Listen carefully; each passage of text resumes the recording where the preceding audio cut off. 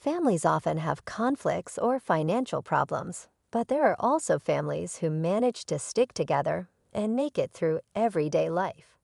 It's pretty clear which one is happier, don't you think? My name is Michelle. I've been called an oddball since I was a child. I don't know what's different about me. I just know people say I'm different. Being called different isn't the problem. The real issue is being ignored by my own parents. This led to a lonely childhood for me. I've always been sensitive to people's emotions and can somehow understand what they're thinking. I don't know why I can do this. It's not like I can always see or feel it, but it's as natural to me as moving my hand or breathing. I found it strange and couldn't understand why others couldn't do the same. There was a time when I felt a bad vibe from a colleague my father brought home from work. I warned my mother to be careful with that person, but she didn't listen. Later on, that colleague tricked my father into signing a contract as a guarantor for a loan. Although my mother didn't take my advice, when my father stepped away from the table with his colleague, I told him, "Dad, something is telling me that the word joint is dangerous. I don't know what joint means, but please be careful." So my father hesitated and refused to sign as a joint guarantor. Thanks to that, when my father's colleague went bankrupt and couldn't repay the debt, my father was able to avoid taking on all the debt. Another day, when I was shopping with my mother, I felt a wave of discomfort coming from behind us. When I turned around, I felt this bad feeling coming from a man wearing sunglasses and a hat. I said, "Mom, let's take that side street." I grabbed my mother's hand and moved to the side street. My mother was confused and asked what was wrong, but just as we moved, we heard someone shout, "Thief," from the street we had been on. The man with the bad vibe had snatched a woman's purse and ran off. The woman fell and got hurt badly. If we hadn't moved to the side street, the man's target would have been my mother. Things like this happened often, and people started to think I was strange and mysterious. My parents began to avoid me, and I felt lonely and isolated. What seemed normal to me was not normal to others. I started keeping my thoughts to myself. I stopped expressing my feelings because I knew normal people don't feel what I feel. If I didn't say anything, they wouldn't think I was weird. I would just be like a normal kid. I have a sister, Julie, who's 4 years younger than me. Unlike me, Julie is a regular kid. As the years went by, I became more withdrawn, but Julie just got cuter and more charming. It was clear who everyone preferred. Our parents started to favor Julie over me. They would say, "Julie is such a lovely girl, but Michelle seems to be a bit on the darker side." They noticed I had become less odd lately, but still thought I was different. What they called odd was me not talking about things only I could sense. It was my way of dealing with the world. I was tired of how this ability of mine was torturing me, so I tried hard to suppress it. I wondered if my attempts to hide myself and appear normal were making me seem abnormal, or if once labeled as the odd kid, that image just couldn't be erased. I grew up without much love from my parents. On the other hand, Julie received all the love, including what should have been mine. Julie, who was spoiled and pampered, sensed our parents being cold and distant toward me. She started to look down on me. "I don't like being around you. Your gloominess rubs off on me. I'm so cute, but your gloomy image brings me down." Julie started to insult me whenever she got the chance. Our parents lightly scolded Julie, but they never seriously tried to correct her. When I was in 8th grade and Julie was in 5th grade, she was scouted by a talent agency on the street. I knew it. It's because I'm cute. They said I could even appear on TV. Julie said, pleased with herself.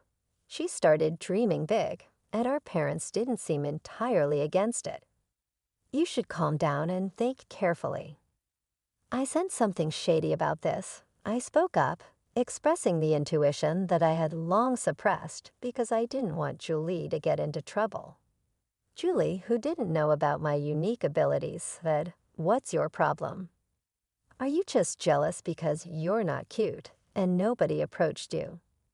Don't say weird things and stop interfering with me." She seemed furious. Even my parents, who knew about my ability, either forgot about it or were too excited about Julie standing on the glamorous stage. They sided with Julie and criticized me. After that, I resolved to remain silent again. I told myself that there was nothing good in saying unnecessary things. One day, a student teacher came to my junior high school. He was a male college student who graduated from the school and wanted to be a physical education teacher. As he shared his dreams about education and gave a strong greeting, the teachers and students, especially the female students, were charmed. When he responded cheerfully to the girls' excited cheers, I sensed a dark aura from him. I had always vowed to hide my unique abilities, but seeing my classmates potentially in danger, I decided to break my self-imposed rule. I chose a teacher who seemed understanding and talked to her. "I know that this is sudden, but please believe me and help me," I said. The teacher was puzzled by my sudden request, but agreed to stake out a certain location after school, just as I asked. I didn't tell the teacher the details. I had no reason to think she would believe me. But the fact that she agreed to help without any explanation made me think she wasn't an ordinary person either. The next day, the school was in an uproar.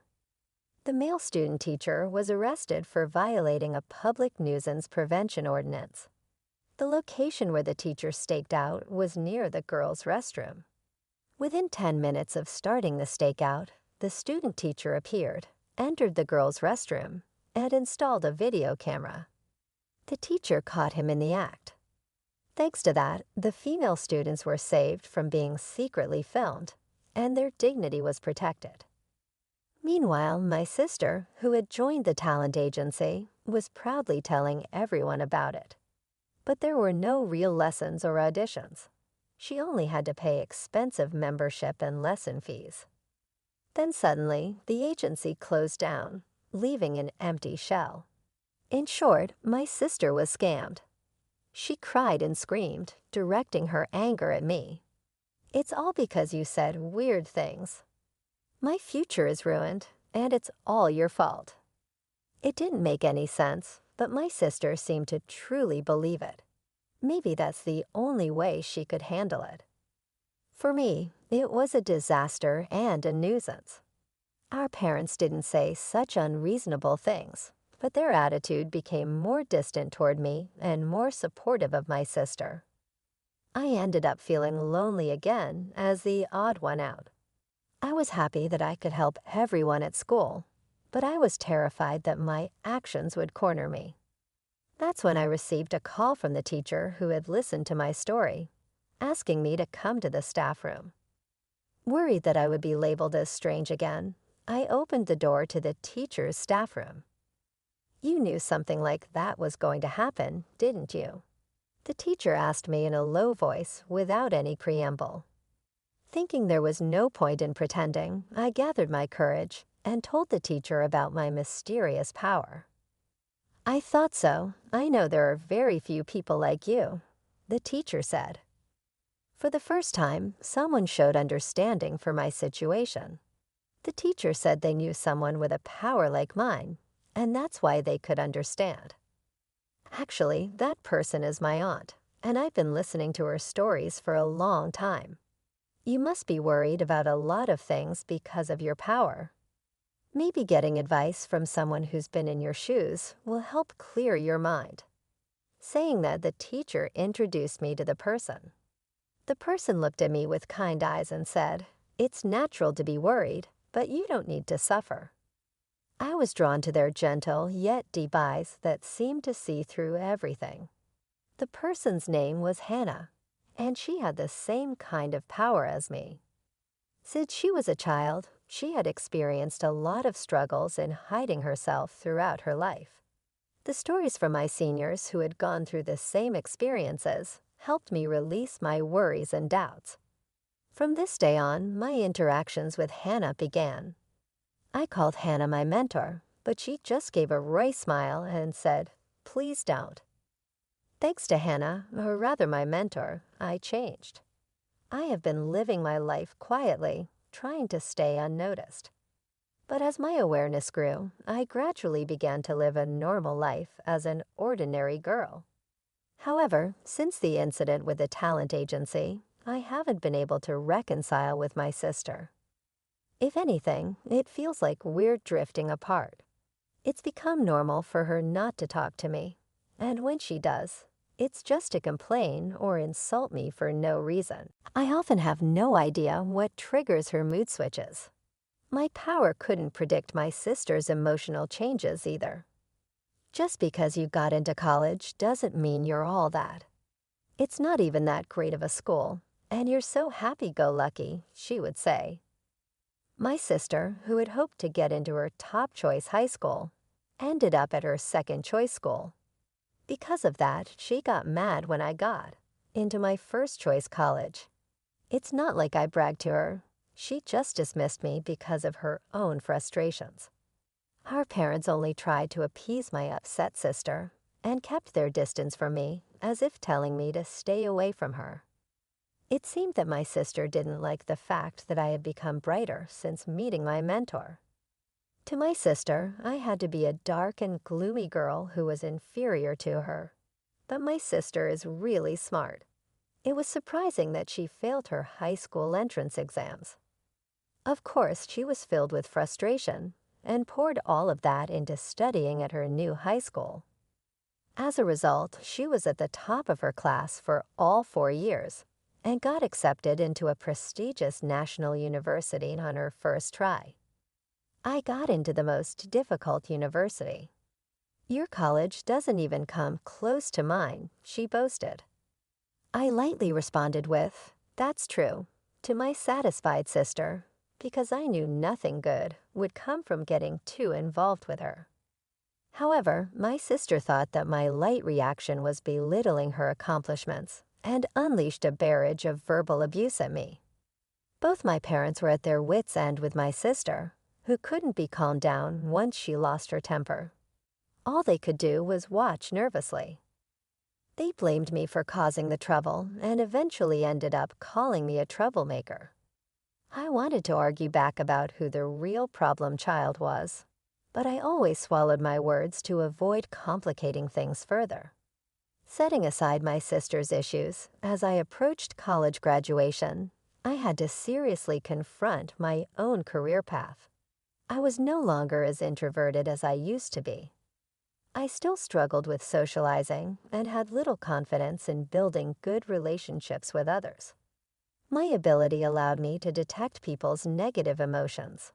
While I could sense positive emotions too, it seemed people were more prone to negative ones, which made detecting such negativity painful for me.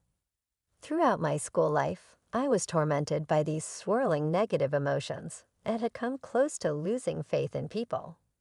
Could someone like me really manage to work at a company? I decided to consult my mentor about this dilemma. I wanted to learn how she had overcome similar issues, as I was sure she had faced them as well. I have experienced the same worries as you. Maybe you should consider doing the kind of work I do, she suggested. My mentor used to work as a fortune teller and a counselor, helping people resolve their problems.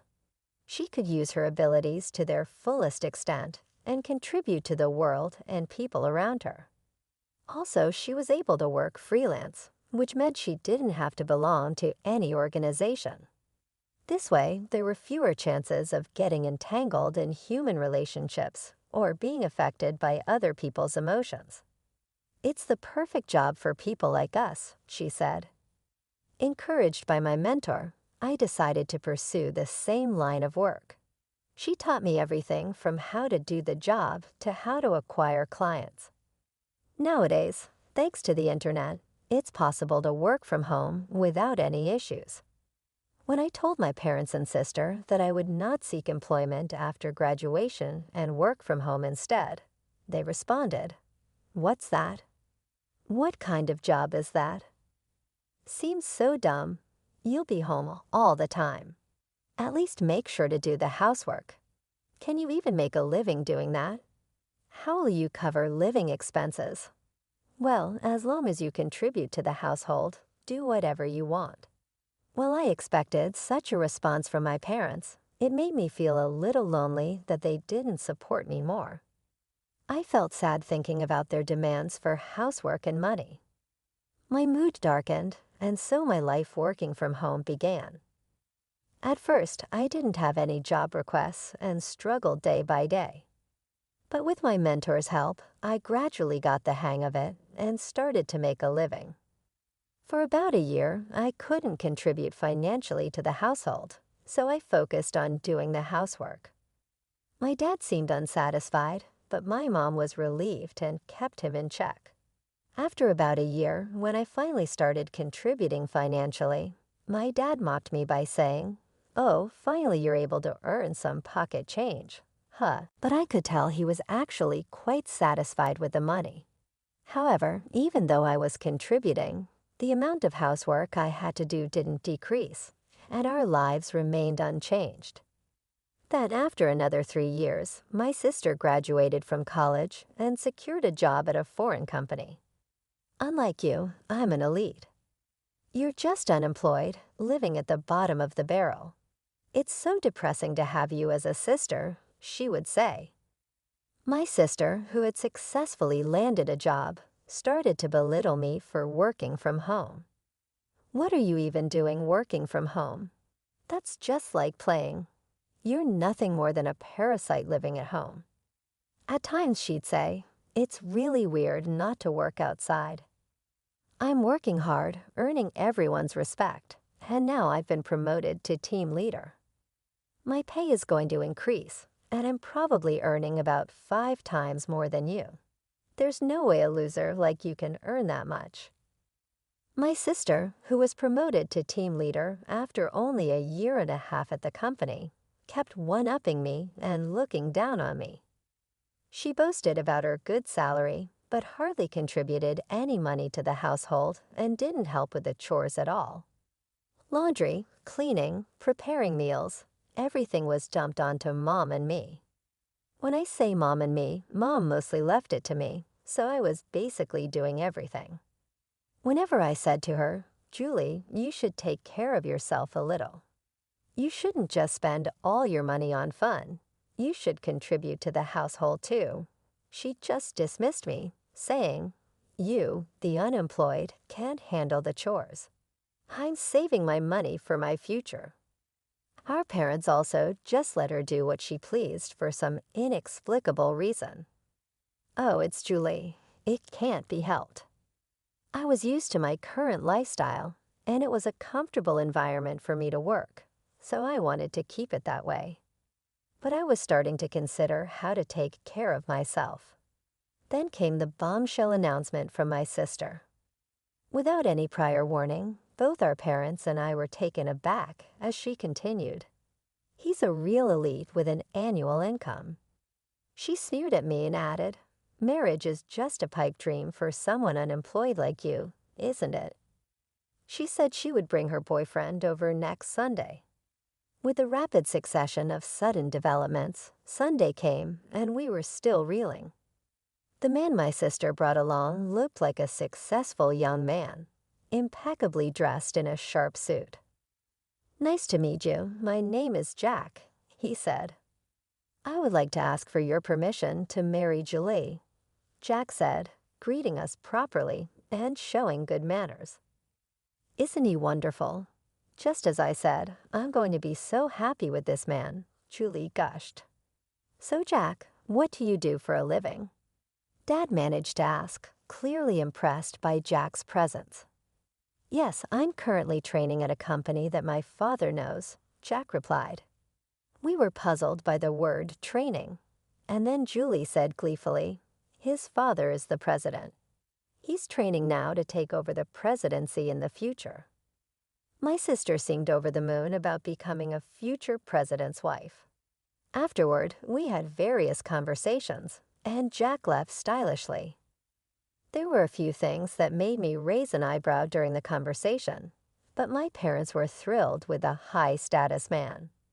However, I felt an inexplicable dark shadow from that seemingly refreshing and good-natured man, Jack. It was something only I could sense, so I didn't know how to explain it. I could no longer remain silent, fearing that marrying a man with hidden issues would make my sister unhappy.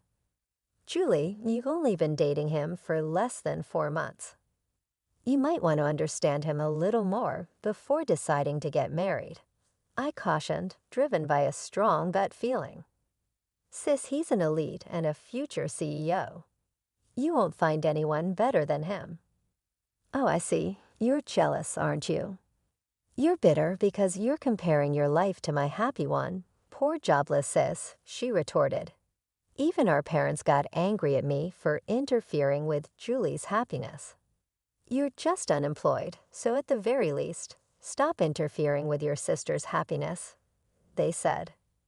It was clear that our parents were hoping to secure a comfortable old age by marrying Julie off to a wealthy man. Frustrated by my inability to effectively communicate my concern about the dark shadow I sensed looming over Julie, my head was spinning. In the meantime, the two got engaged, and a meeting between both families took place. Jack's parents, like him, carried an air of freshness about them, but I felt the same ominous cloud hidden behind them. However, I was unable to convey this danger to my overjoyed sister and parents. Before I knew it, the day of the wedding had arrived. The CEO of our company is attending today's reception. Can you comprehend how much I'm appreciated and anticipated in my company? I guess it's a kind of honor that a shut-in like you wouldn't understand, my sister said gleefully before leaving the house. She always included some derogatory words directed at me. At the wedding ceremony held at a hotel, the couple who pledged eternal love to each other entered the reception hall. Watching my sister, who was beaming with joy, I worried about how long this happiness would last. As my sister mentioned, the CEO made a keynote speech full of praise for her, which delighted her. Once the speeches were over, food and drinks were served to each table. There were all sorts of delicious-looking dishes, but I started to feel a sense of discomfort. Gradually, I realized that no dishes were being served in front of me. At first, I thought my meal was just late, but other tables were already serving drinks, appetizers, and so on, one after another. Clearly, something was off. Nothing was being delivered to me. People at the same table began to notice this oddity and started whispering among themselves. At that moment, my sister came over to me and whispered into my ear with laughter in her voice, "We didn't prepare free meals for the unemployed. After all, it's such a waste to serve such food to a jobless person. You should just eat potato chips at home. Just leave your gift money and go home." This outrageous remark was spoken loudly in my ear, and my ears rang. Jack, sitting at the groom's table, was grinning and nodding. Even our parents, who at first seemed surprised, said, "Well, it's true. Michelle is jobless after all." I was first taken aback, then a wave of anger surged up within me. "I never thought you'd stoop this low, sis. Mom and Dad, this is unacceptable. How could you accept such rudeness?" My parents just scowled at me, never bothering to reprimand my sister. "Fine, I get it. I'm leaving, but don't come crying to me later," I said. "You sound like a sore loser," she shot back. Amidst the chaos of these unbelievable events, a man suddenly stood up. "Sorry you interrupt. I'm the groom's brother, Larry. My brother and parents are trash, but it seems the bride is even worse." "I can't take it anymore," said the man who introduced himself as Larry. He continued, "Dad, your company went bankrupt 5 months ago, didn't it?" Pretending to still be a CEO is just a scheme to mooch off the bride and her family. Jack will never become a CEO. He's planning to leech off his wife while pretending otherwise. He's unemployed now. Larry's words caused a commotion among the guests, but my sister was the most heated. "What do you mean you lied to me? What do you mean unemployed?" She demanded, her face turning from red to blue, her eyes welling up with tears. Our parents, their assumptions proven wrong, began to yell and curse. The anguished cries of my family echoed throughout the venue. The groom and his parents remained silent, looking sulky. Before the ceremony, I had received a confession and apology from Larry and asked him to speak his mind without reservation if something happened during the reception. As my sister was berating Jack with a wrathful face, another man couldn't take it anymore and stood up. It was the president of my sister's company. "Enough already. This is embarrassing. You have no right to criticize the groom. What do you think about your terrible attitude towards your own sister?" The president's angry voice made my sister's face contoured in fear. "For one, I didn't attend your wedding for your sake. I wouldn't have come if you weren't the sister." Suddenly, my name was mentioned by the president, and my sister's eyes widened in surprise. "Huh, who are you talking about?" "Michelle is a goddess to many of us business owners, rescuing countless companies from the brink of collapse," he continued. "In fact, with the guidance of my mentor, I have been working as an advisor for corporate revitalization and growth. Starting with fortune-telling and life consultation, I used my abilities to show companies the path they should take. All my advice was spot on, and the companies that sought my help experienced a rapid resurgence in business, achieving a V-shaped recovery. As a result, I had earned titles like teacher and goddess. My sister's company had also consulted with me 5 months ago, and thanks to my advice, it had been reborn as a stronger enterprise.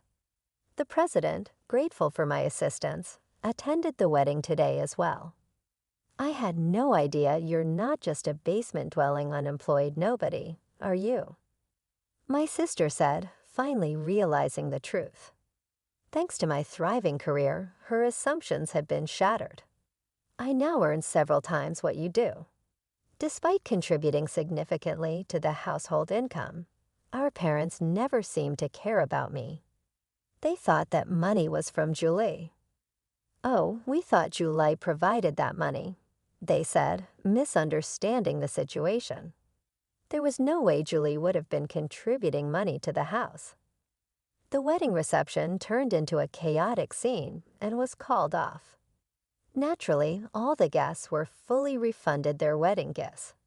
I've already signed a contract for an apartment under my name. I can't afford it on my own, especially now that he's unemployed. My sister sobbed. Jack retorted, "You're the one who signed the contract. I don't know anything about that." The wedding was a complete disaster resulting from my sister's malice towards others. She may argue there were reasons for her behavior, but they didn't hold up. Afterward, Julie divorced Jack and claimed alimony. Since Jack was jobless and his parents didn't have much, she couldn't receive much alimony. She barely managed to pay for the wedding venue, let alone the apartment she had contracted. The place that was supposed to be their love nest was never occupied and was canceled. However, the debt didn't simply vanish, and Julie found herself heavily burdened by loans. Moreover, her outrageous behavior at the wedding quickly became known among her colleagues, leading to a rapid decline in her reputation. The CEO had no choice but to demote her.